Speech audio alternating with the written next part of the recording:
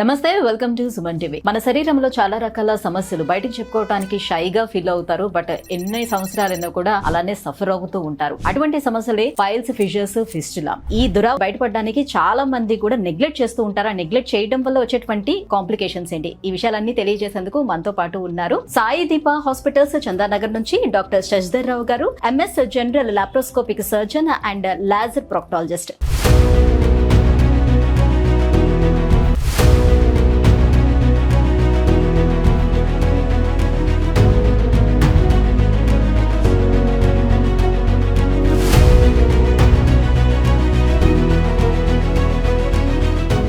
Hello అండి.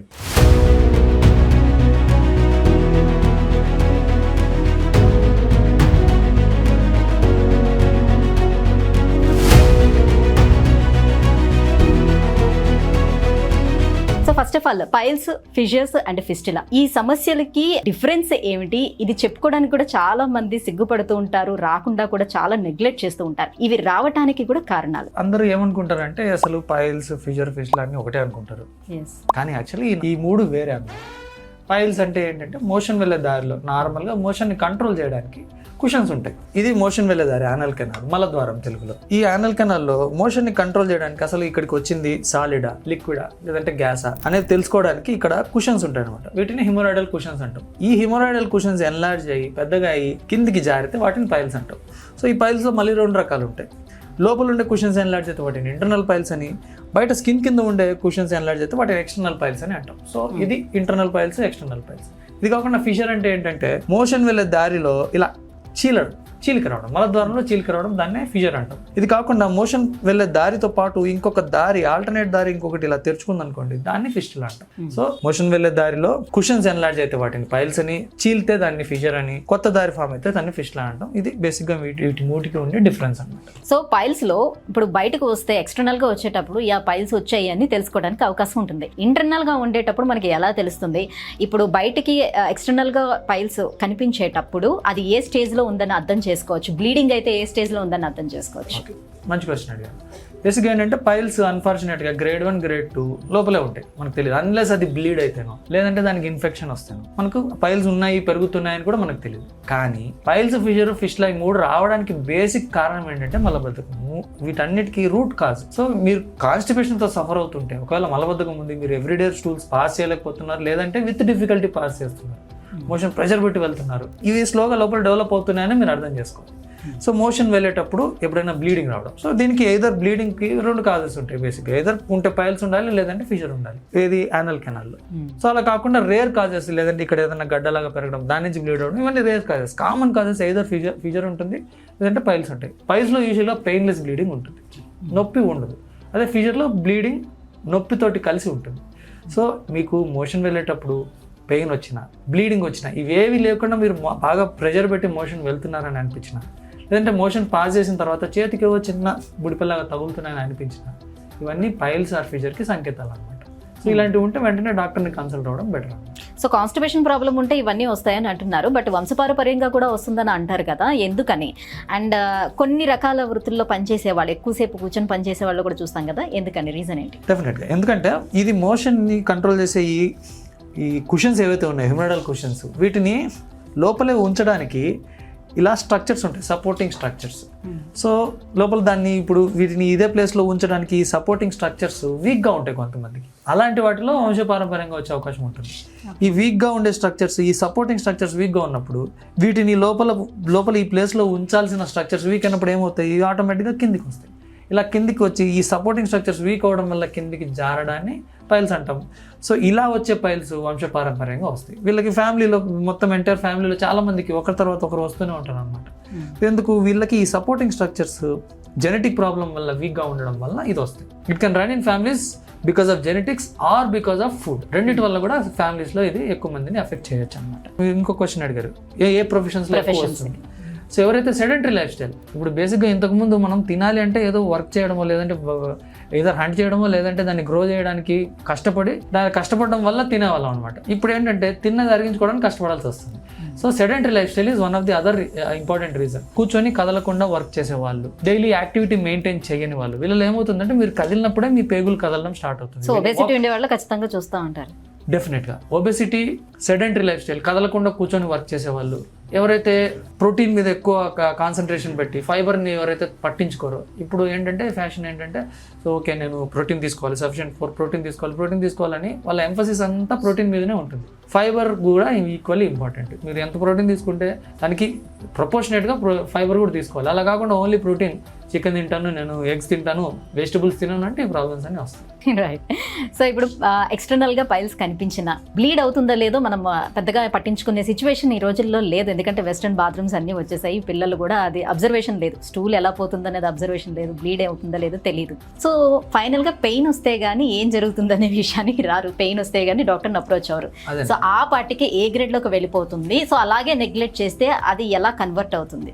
చాలా మంచి క్వశ్చన్ యాక్చువల్గా. సో బయటికి వచ్చిందంటే గ్రేడ్ 3 అంటాం, గ్రేడ్ 3లో బయటకు వస్తుంది. So by then already medicines తోటి తగ్గే స్టేజ్ దాటిపోయినట్టు. సో మెయిన్గా మీరు ఇంకొక పాయింట్ కూడా చెప్పారు, వెస్ట్రన్ టాయిలెట్స్ వాడడం. అది కూడా చాలా ఇంపార్టెంట్ కాంట్రిబ్యూటింగ్ ఫ్యాక్టర్. ఎందుకు, న్యాచురల్గా మోషన్ పాస్ చేయడానికి స్క్వాటింగ్ పొజిషనే కరెక్ట్. అంటే కాళ్ళు మనం స్క్వాటింగ్ పొజిషన్లో కూర్చుంటాం కదా, ఇండియన్ టాయిలెట్స్ యూజ్ చేసినప్పుడు కూర్చునే పొజిషన్ అది correct position to pass stools అనమాట. ఎందుకంటే ఇది మోషన్ వెళ్ళే దారి మోషన్ వచ్చి కిందికి రాకుండా ఉండడానికి ఒక యాంగిలేషన్లో ఉంటుంది. సో మీరు స్క్వాట్ చేసినప్పుడు అది కరెక్ట్ స్ట్రైట్ యాంగిల్లోకి వస్తుంది, అప్పుడే మోషన్ ఈజీగా మీరు పాస్ చేయగలుగుతారు. మీరు ఎగ్జర్ట్ చేసే ప్రెషర్ ఈక్వల్గా స్ట్రైట్ లైన్లో కిందికి ఎగ్జర్ట్ అయ్యి మోషన్ బయటకు వస్తుంది. మీరు అలా కాకుండా స్క్వాటింగ్ పొజిషన్లో లేరనుకోండి, మీరు ప్రెషర్ పెట్టినా కానీ ఆ ప్రెషర్ ఇలా యాంగులేషన్లో ఉండడం వల్ల, ఇప్పుడు ఇది మోషన్ వెళ్ళే దారి అనుకోండి, ఇలా యాంగులేషన్లో ఉన్నప్పుడు పైన మీరు ప్రెషర్ పెడితే ఏమవుతుంది, ఈ రెండు ఇలా దగ్గరకు వస్తాయి కానీ మోషన్ పాస్ అవ్వదు. అలా కాకుండా ఇది స్ట్రైట్ యాంగిల్లో ఉందనుకోండి మోషన్ వెళ్ళే దారి, మీరు పైనుంచి ప్రెషర్ ఇస్తే ఈజీగా మోషన్ కిందికి పాస్ అవుతుంది. సో ఇలా రావడం వల్ల మోషన్ ఈజీగా పాస్ చేయగలుగుతాం. సో స్క్వాటింగ్ పొజిషన్లో అంటే ఇండియన్ టాయిలెట్లో కూర్చొని మీరు పాస్ చేసే పొజిషన్ కరెక్ట్ పొజిషన్. అలా కాకుండా వెస్ట్రన్ టాయిలెట్స్ వాడడం వల్ల ఈ యాంగులేషన్ ఇలాగే ఉంటుంది. ఇలా యాంగులేషన్ ఉన్నప్పుడు మీరు ఎక్కువ ప్రెషర్ పెట్టాల్సి వస్తుంది. ఆ ఎక్కువ ప్రెషర్ పెట్టడం వల్ల కూడా పైల్స్ ఫియర్ వచ్చే అవకాశం ఉంటుంది. మరి వెస్ట్రన్ టాయిలెట్స్ వాడకూడదా? వాడచ్చు. ఎలా వాడాలి అంటే, వెస్ట్రన్ టాయిలెట్ మీద కూర్చున్నప్పుడు కాళ్ళు పైకి ఇలా వచ్చేలాగా, సో మీ మోకాళ్ళు మీ హిప్ లెవెల్ కంటే ఇంకా హైట్కి వచ్చేలాగా చేయగలిగితే, అంటే కింద ఒక స్టూల్ యాడ్ చేయగలిగితే లెగ్స్ ఇలా పైకి వస్తాయి అన్నమాట. సో అప్పుడు మీ హిప్ లెవెల్ కంటే నీస్ ఇలా పైకి వస్తాయి అన్నమాట. అలా ఉన్నప్పుడు ఈ ప్యూబరెక్టల్ మెకానిజం యాక్టివేట్ అయ్యి మోషన్ ఈజీగా పాస్ అవ్వడం జరుగుతుంది. సో వెస్ట్రన్ టాయిలెట్స్ కూర్చోడానికి ఈజీగా ఉంటుంది, కూర్చొని ఫోన్ స్క్రోల్ చేసుకోవచ్చు, ఇలాంటి అడ్వాంటేజెస్ ఉన్నాయి. కానీ మోకాళ్ళ నొప్పులు ఉన్న వాళ్ళకి మెయిన్గా వెస్ట్రన్ టాయిలెట్ యూస్ఫుల్. కానీ ఎవరైతే ఇండియన్ టాయిలెట్స్ వాడగలుగుతారో, మీరు స్క్వాటింగ్ పొజిషన్ చేయగలుగుతారో, వాళ్ళందరికీ ఇండియన్ టాయిలెట్సే బెటర్. ఒకవేళ అలా లేదు అంటే మీరు స్క్వాటింగ్ పొజిషన్ వచ్చేలాగా స్టూల్ ఇట్ సైడ్ కాళ్ళు పైకి వచ్చేలాగా యాడ్ చేసుకోవడం చాలా ఇంపార్టెంట్. దీనివల్ల మీ యానల్ కెనాల్ హెల్త్ కన్సిడరబుల్గా ఇంప్రూవ్ అవుతుంది. ఇది నేను చెప్తుంది కాదు, మల్టిపుల్ స్టడీస్ చేసి వీళ్ళు కనుక్కున్న విషయం ఏంటంటే, వెస్ట్రన్ టాయిలెట్స్ విత్ స్టూల్, కాలు పైకి వచ్చేలాగా ఒక స్టూల్ యాడ్ చేసుకోగలిగితే అది better position to pass stools. Right. ఇప్పుడు సో అందుబాటులో ఉన్నటువంటి ట్రీట్మెంట్స్ విషయానికి వచ్చినట్లయితే, సో ట్రెడిషనల్ వేలో మనం చూసుకుంటే థ్రెడ్నింగ్ అని చేస్తూ ఉంటారు, అది చాలా భయంకరంగా అనిపిస్తూ ఉంటుంది. సో దానివల్లే ట్రీట్మెంట్కి రావడానికి భయపడుతూ ఉంటారు. ఇకపోతే సర్జరీస్ మనం చూసుకున్నా కూడా, మనం సర్జరీ చేసుకున్నా కూడా రిపీటెడ్గా ఇవి వస్తూ ఉంటాయి. సో సర్జరీకి వెళ్ళాలా వద్దా అనే ఆలోచన కూడా చాలా మందికి ఉంటుంది. ఏమంటారు? 1 by 1 వెళ్దాం.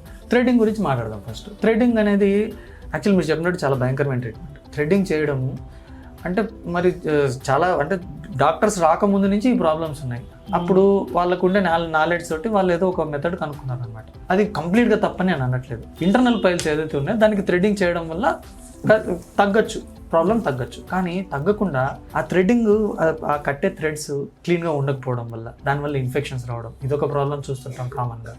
రెండోది ఏంటంటే, యానల్ కెనాల్ 2 రకాల పైల్స్ ఉన్నాయని చెప్పాను కదా, internal piles, external piles. Internal పైల్స్కి థ్రెడ్డింగ్ వలన పెద్దగా మేజర్ డ్యామేజ్ జరగకపోవచ్చు.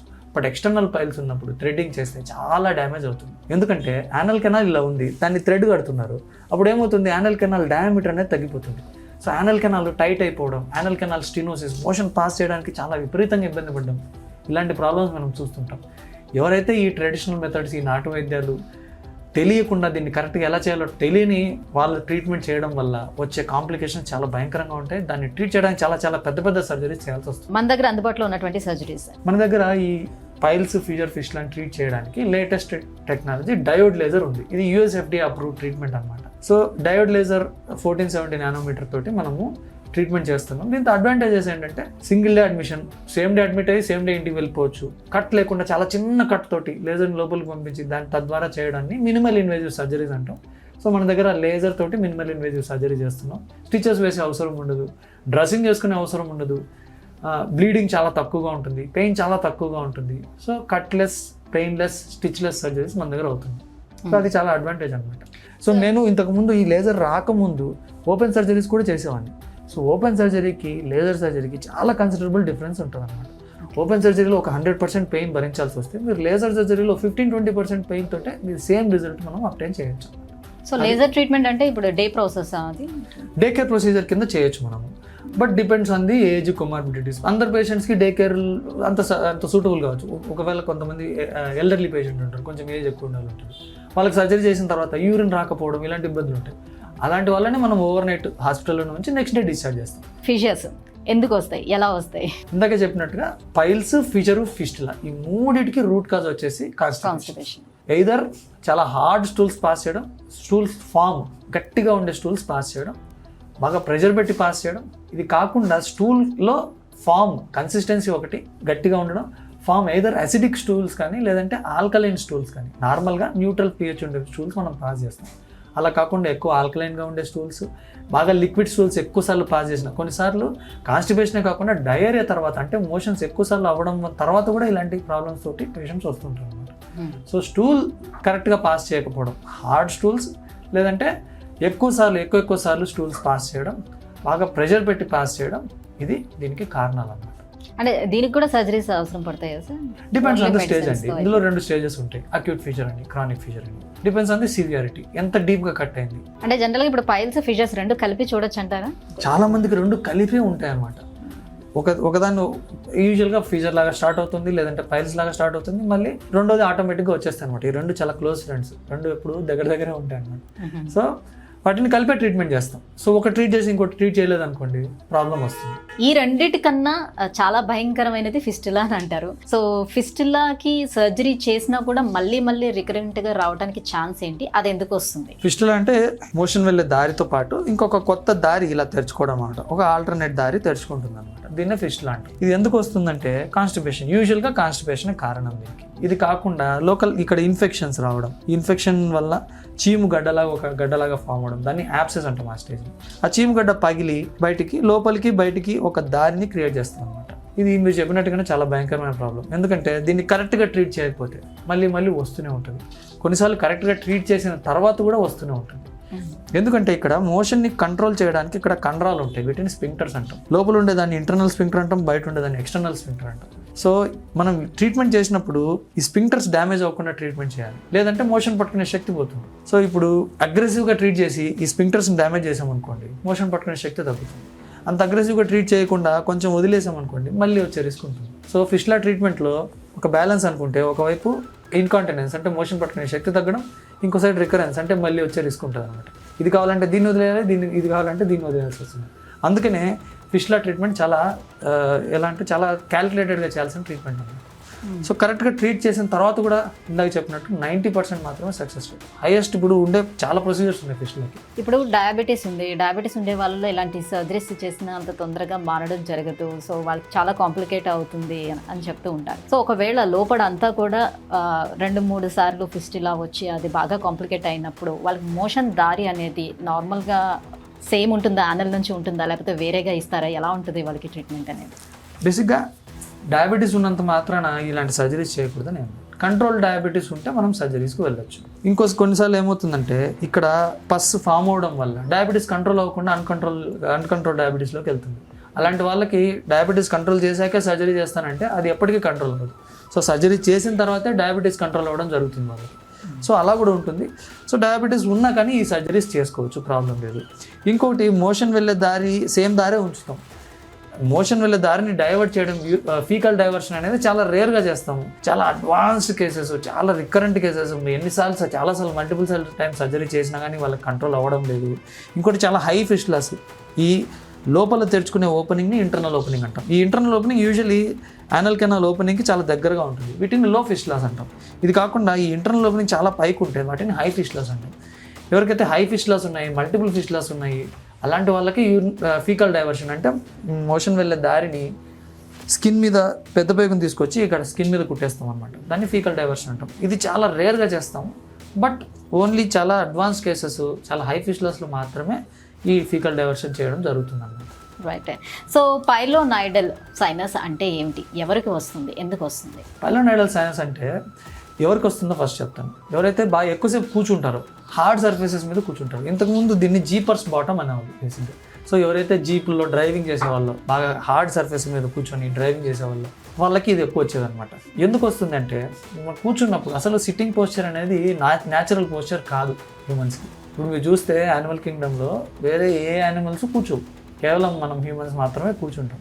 సో అలా కూర్చోవడం వల్ల వచ్చే ప్రాబ్లమ్స్లో ఇది ఒకటి అనమాట. సో కూర్చున్నప్పుడు ఈ బ్యాక్ మీద నుంచి ఎక్కడన్నా ఏదైతే హెయిర్ పడిపోయినా ఆ రెండు బటక్స్ మీద ఇలా బటక్స్ రెండు ఇలా ఉంటాయి, రెండింటి మధ్యలో గ్యాప్ ఉంటుంది. సో ఎక్కడ పడ్డ హెయిర్ ఆ రెండు బటక్స్ మధ్యలో ఉండే గ్యాప్లో వచ్చి చేరుతాయి అనమాట. న్యాచురల్ హ్యూమన్ అనాటమీ వల్ల అక్కడ వెళ్ళి చేరుతాయి అనమాట. మీరు కూర్చున్నప్పుడు పోస్చర్ కరెక్ట్గా మెయింటైన్ చేయలేదనుకోండి, అబ్నార్మల్ పోస్చర్లో ఇలా ముందు వంగి, ఇలా బ్యాక్ ఇలా వెనక్కి వంగి ఇలా కూర్చున్నప్పుడు అక్కడ ప్రెషర్ పడుతుంది అనమాట. సో మీకు హెయిర్ ఉంది కింద, దానిపైన స్కిన్ ఉంది, దానిపైన హార్డ్ బోన్ ఏదైతే మన వెనకాల టెయిల్ బోన్ ఉంటుందో ఆ టెయిల్ బోన్ మీద ఇది హెయిర్ చేరినప్పుడు, వాటి మీద కూర్చున్నప్పుడు, ఎస్పెషల్లీ హార్డ్ సర్ఫేస్ మీద కూర్చున్నప్పుడు ఆ హెయిర్ గుచ్చుకొని లోపలికి వెళ్తుంది అనమాట. హెయిర్ గుచ్చుకొని లోపలికి వెళ్తుంది. అలా లోపలికి వెళ్ళినప్పుడు ఒక దారి ఫామ్ అవుతుంది. హెయిర్ ఒక దారి ఫామ్ అయింది అనుకోండి, దాంతో పాటు హెయిరే కాకుండా ఇన్ఫెక్షన్ కూడా లోపలికి వెళ్తుంది. ఇన్ఫెక్షన్ కూడా లోపలికి వెళ్ళి రికరెంట్గా రెండు బటక్స్ మధ్యలో చీమగడ్డలాగా రావడం, ఇది రిపీటెడ్గా జరుగుతూనే ఉంటుంది అనమాట. సో లేడీస్లో ఎక్కువ చూస్తారు ఇది. లేడీస్ అనే కాదు, లేడీస్ జెంట్స్ ఎవరైతే ఎక్కువసేపు సెడెంటరీగా కూర్చొని ఉంటారు. లేడీస్కి అంత ఎక్కువ కాదు, ఎందుకంటే లేడీస్కి అంత థిక్ కోర్స్ హెయిర్ ఉండవు. సో ఇది మోర్ కామన్ ఇన్ మేల్స్, కానీ ఫీమేల్స్లో కూడా ఇది చూస్తాం అనమాట.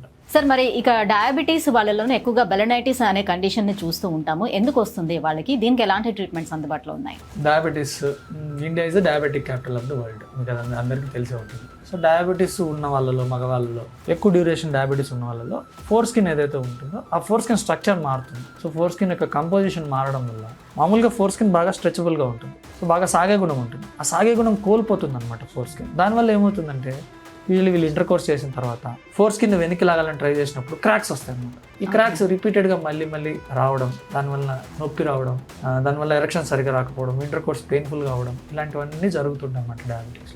సో సైలెంట్గా సఫర్ అవుతూ ఉంటారు, చెప్పుకోవడానికి ఇబ్బంది పడుతూ ఉంటారు. సో దానివల్ల చాలా లేట్ స్టేజెస్లోనే డాక్టర్స్ దగ్గరికి వస్తుంటారు.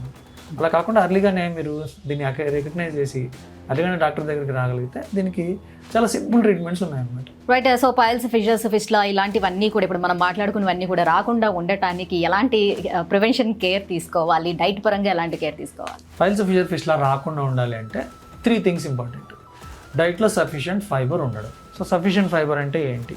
25 to 40 grams ఆఫ్ ఫైబర్ ప్రతిరోజు మీ డైట్లో ఉండేలా చూసుకోవాలి. దేంట్లో ఫైబర్ ఎక్కువ ఉంటుంది, దేంట్లో ఫైబర్ తక్కువగా ఉంటుంది. మీరు సింపుల్ రూల్, వైట్గా కనిపించే వాటిలో ఫైబర్ ఎక్కువ ఉంటుంది. మీకు పొద్దున్నే తినే తెల్లటి దోశల్లో, తెల్లటి ఇడ్లీల్లో, ఓకే, మల్లెపువ్వు లాంటి ఇడ్లీల్లో, వీటన్నిటిలో ఫైబర్ ఉంటుంది. సో బ్రౌన్గా ఉండే వాటిలో కాస్త ఫైబర్ ఎక్కువ ఉంటుంది. డైట్ ఎలా తింటున్నారు? సో డైట్లో 3 సోర్సెస్ ఇంపార్టెంట్. మీకు కార్బ్స్ ఇంపార్టెంట్, అందరికీ తెలుసు, కార్బ్స్ తీసుకుంటారు, వద్దన్న తీసుకుంటారు. రెండోది ప్రోటీన్, ఇప్పుడు ఈ మధ్య ప్రోటీన్ మీద కూడా బాగా అవగాహన పెరిగింది. మూడోది ఏంటంటే అంటే తక్కువ అందరూ ఎంఫసైజ్ చేసేది ఏంటంటే fibre. So carbs important, healthy fats కూడా ఇంపార్టెంట్. ఫ్యాట్స్, ప్రోటీన్, దీంతో పాటు ఫైబర్ కూడా చాలా ఇంపార్టెంట్. సో అట్లీస్ట్ మీ డైట్లో ఒక 200 to 300 grams of vegetables or fruits ఉండేలాగా చూసుకుంటే దాని నుంచి మీకు 40 to 45 grams of good quality fibre వస్తుంది. దాని నుంచి మీకు ఇలాంటి ప్రాబ్లమ్స్, పైల్స్, ఫిషర్లా ఇవేం రాకుండా, కాన్స్టిపేషన్ రాకుండా ఉంటుంది. సో ఫస్ట్ది సఫిషియంట్ ఫైబర్. రెండోది sufficient water intake. So water intake బాగా తక్కువ ఉన్న వాళ్ళలో కూడా ఇలాంటి పైల్స్, ఫిష్లా ఇలాంటివి వచ్చే అవకాశం ఉంటుంది. సో సింపుల్ రూల్ ఏంటి? అందరికీ ఒకటే వాటర్ సరిపోదు. సో సింపుల్ రూల్ ఏంటంటే మీ యూరిన్ పాస్ చేసేటప్పుడు యూరిన్ లైట్ ఎల్లో కలర్లో రావాలి. సో లైట్ ఎల్లో కలర్లో వస్తుందంటే సఫిషియంట్ హైడ్రేషన్ ఉన్నట్టు. డార్క్ ఎల్లోలో ఉందంటే మీరు డిహైడ్రేటెడ్గా ఉన్నట్టు. వైట్గా వాటర్ లాగా వస్తుందంటే మీరు ఎక్కువ వాటర్ తాగుతున్నట్టు. పర్వాలేదు, either white colour or light yellow కలర్లో యూరిన్ ఉండేలా చూసుకునేంత వాటర్ తాగగలిగితే దట్ ఈస్ గుడ్ ఎనఫ్. మూడోది ఏంటంటే ఫిజికల్ యాక్టివిటీ. ఏదో ఒక ఫార్మ్ ఆఫ్ ఫిజికల్ యాక్టివిటీ చేయగలిగితే మీరు కదిలితే మీ పేగులు కూడా కదులుతాయి. మీ పేగులు కదిలితే మోషన్ ఈజీగా వస్తుంది. మోషన్ ఈజీగా వస్తే ఈ ప్రాబ్లమ్స్ అన్నీ రాకుండా ఉంటాయి. ఇవన్నీ మెయింటైన్ చేసినా కానీ కొంతమందికి హెరిడిటరీగా ఉండడం వల్ల, ఫ్యామిలీలో జెనెటిక్గా ఉండడం వల్ల కూడా కొంతమందికి వస్తాయి. ఇవన్నీ మెయింటైన్ చేసినా కానీ వాళ్ళు దీనికి అవైలబుల్ ఉండే సింపుల్ ట్రీట్మెంట్స్ తీసుకుంటే, లేజర్ ట్రీట్మెంట్, లేదంటే స్టేప్లర్స్ అని ఇంకొక మెథడ్ ఉంది. ఇది కాకుండా స్టేప్లర్ లేకుండా కూడా ఇప్పుడు సూచర్ రెక్టోపెక్స్ అని చేస్తున్నాం, ఒక లేటెస్ట్ అడ్వాన్స్మెంట్ మెథడ్. వీటిలో ఏదో ఒకటి చేయించుకుంటే ఈజీగా మీరు దీని నుంచి బయటపడవచ్చు. సో రాకుండా ఉండాలంటే ఏం చేయాలి, వస్తే ఏం చేయాలి, ఈ రెండు కూడా మనం చెప్పేసి. Right, thank you sir, thank you so much. Piles fissures fistula రావడానికి కారణాలు, ఇవి రాకుండా ఉండడానికి ఏం చేయాలి అండ్ మనకు అందుబాటులో ఉన్నటువంటి సర్జరీస్ గురించి కూడా ఎక్స్ప్లెయిన్ చేసినందుకు thank you so much. Thank you.